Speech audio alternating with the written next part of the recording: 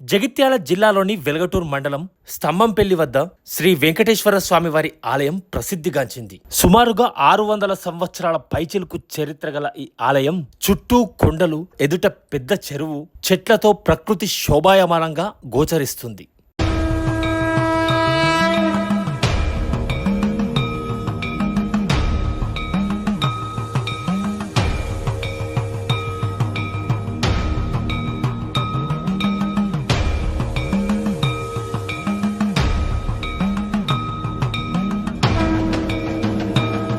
స్తంభంపల్లి శ్రీ వెంకటేశ్వర స్వామి వారి ఆలయం ధర్మపురి క్షేత్రం నుండి 14 కిలోమీటర్లు, జగిత్యాల నుండి 32 కిలోమీటర్లు, కరీంనగర్ నుండి 56 కిలోమీటర్లు, వెల్గటూర్ మండల కేంద్రం నుండి 5 కిలోమీటర్ల దూరంలో ఉంది.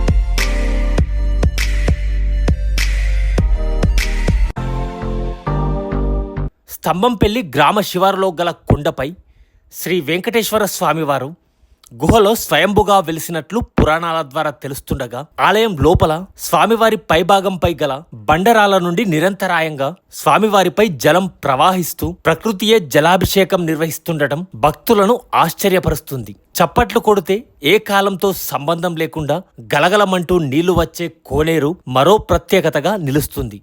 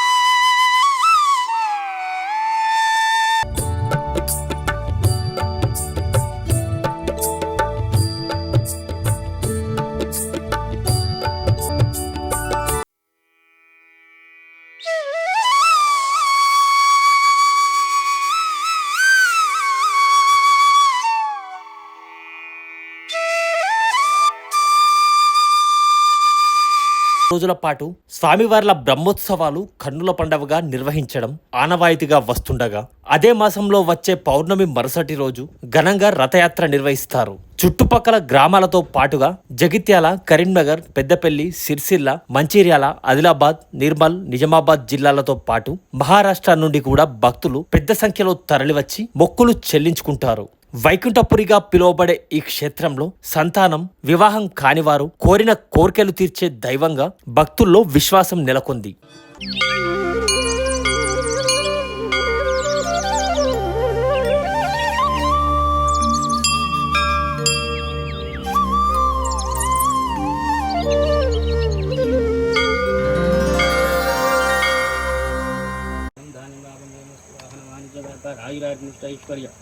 मनोहंसित बलसिद्ध्यर्थमं श्री सम्मंपल्ली लक्ष्मी बुद्धा समेत श्री वेंकटेश्वर देवता अनुग्रह प्रसाद सिद्धिरस्तु।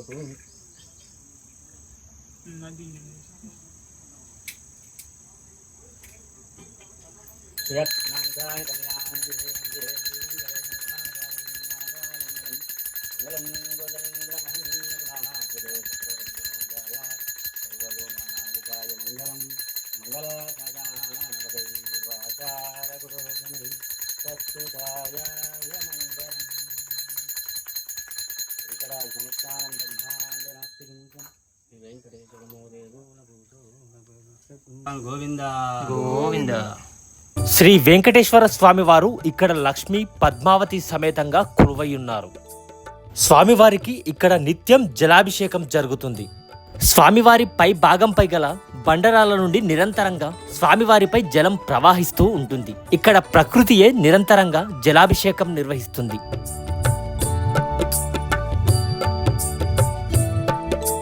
ఇక్కడ స్వామివారి వాహనం గుర్రం. గుర్రంపై స్వామివారు వేటకు వచ్చి ఇక్కడ వెలవడం జరిగింది.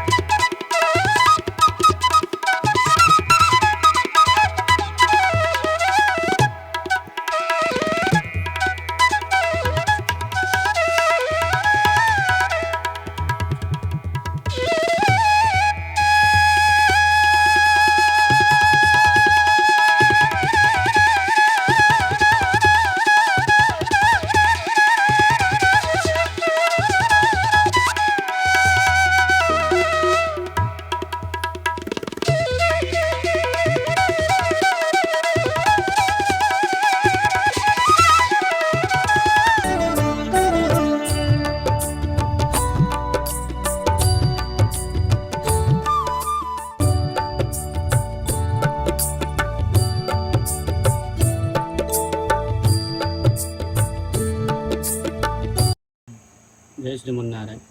నమో వెంకటేశ, నమో శ్రీనివాస, శ్రీ విష్ణు రూపాయ నమో నమః.